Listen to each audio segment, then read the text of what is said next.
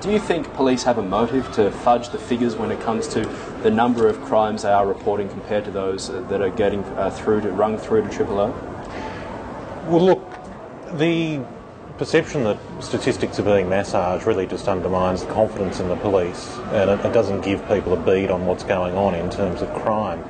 I think people want to see boots on the ground in terms of crime. They want to see the bad guys locked up, and they want some sense of confidence when they're taking the train or walking down the street that someone's not going to jump out and mug them, and if they do, they get a proper sentence. Okay. Well, the Auditor-General's report on violence on our railway network was handed down this week, and the results probably won't surprise you. Despite everything the government and police say, the number of crimes on Melbourne's rail network hasn't declined in the past 4 years. Around 7,000 passengers are assaulted each year. Last week, a number of passengers were injured when they were pelted with rocks on trains. You might not have heard this, but the emergency team that dealt with violence on trams has been disbanded. Well, Stephen, Ted Bailey is on the record saying he'd like to put two police officers on platforms. Would that have helped to stop what's happened in terms of violence on trains the past week? Well, certainly the shocking incident at McKinnon Station last Friday, if there had been two police officers or protective services officers on the platform, you'd have thought that could have been headed off fairly promptly. So it was a shocking incident. People were getting randomly attacked and beaten up, and one Tasmanian guy finishing up in hospital. And it just plays into a broader narrative, which is there's too much crime on our train networks, and we do need some more resourcing there. So Ted Bailey is all over that, obviously, and I think it's one of the major Achilles heels for the government. It's an interesting point you raise there about the numbers. I'll ask you, Chris, because Martin Bakula, our Transport Minister, said that because more people were using trains, people were statistically less likely to be victims. Is that a good way to run the state? Well, look, we're getting to the stage where we're getting an auction on law and order, which is not necessarily such a bad thing. Look, the number one role of government is to protect the public and to enforce the rule of law.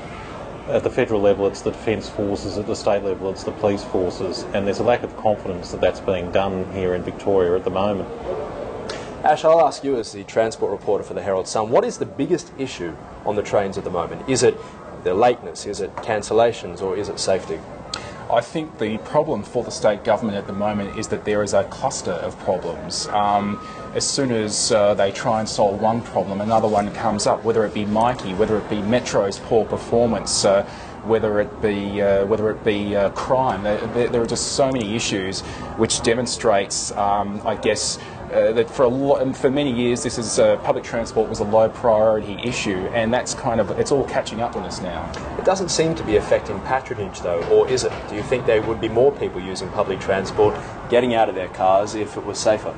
Well, the roads are jam-packed, but patronage is up because Melbourne's just been through its fastest period of growth ever. 2008 was the first year ever that Melbourne's population grew by more than 100,000 in 1 year. So this is putting great stress on the train system, and there's been underinvestment on the facilities, and more people are using it because the roads are so clogged. So there's severe growing pains in Melbourne at the moment with the record immigration and population growth, and I think it's clear to say that the train system has really struggled from both a security and a quality and an infrastructure point of view. I was under the perception that there were in fact more staff on platforms these days. Is that correct? Hasn't Metro and the government been talking about more people on platforms? There are more staff. The recent introduction of staff has been basically crowd controllers on platforms in the inner city, just to help people get on and off the trains. Pushing people on the train, is it? Well, not quite at that stage yet, but in terms of the security presence, that has not really changed so much. It is gradually going to change, but...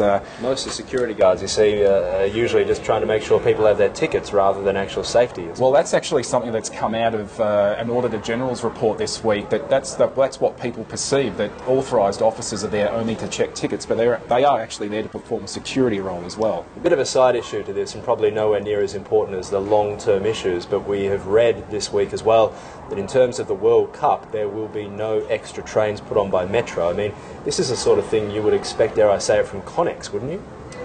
Well, Connex had a better record in that regard, and particularly if you're going to get people coming to the city to watch on big screens, you think you would for the Australia Games, you'd lay on some extra service. So back in the days of publicly owned public transport, the minister could just tick the box and give the order, and the services would be delivered.